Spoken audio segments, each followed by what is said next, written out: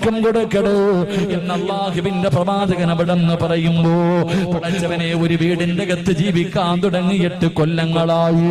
എത്ര പേരാ പടച്ചവര് ഒരുമിച്ചിരുന്ന് ഭക്ഷണം കഴിക്കുന്നത് ഓർമ്മയുണ്ടോ ബാപ്പാ?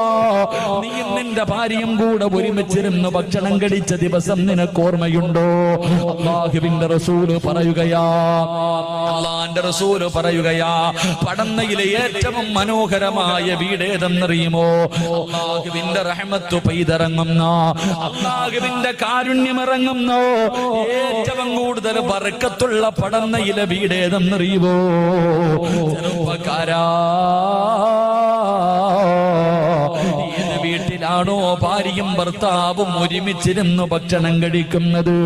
ഈ പടന്നയിലെ ഏതെങ്കിലും ഒരു വീട്ടില് ഒരു ഭർത്താവും ഭാര്യയും ഒരു പാത്രത്തിന്റെ അകത്ത് ഒരുമിച്ചിരുന്ന് ഭക്ഷണം കഴിക്കുന്നുണ്ടോ? ആ വീട്ടിലാണ് അല്ലാഹുവിന്റെ ബർക്കത്ത് ഇറങ്ങുന്നെന്ന് ആദരവായ പ്രവാചകൻ നബി മുഹമ്മദ് മുസ്തഫ.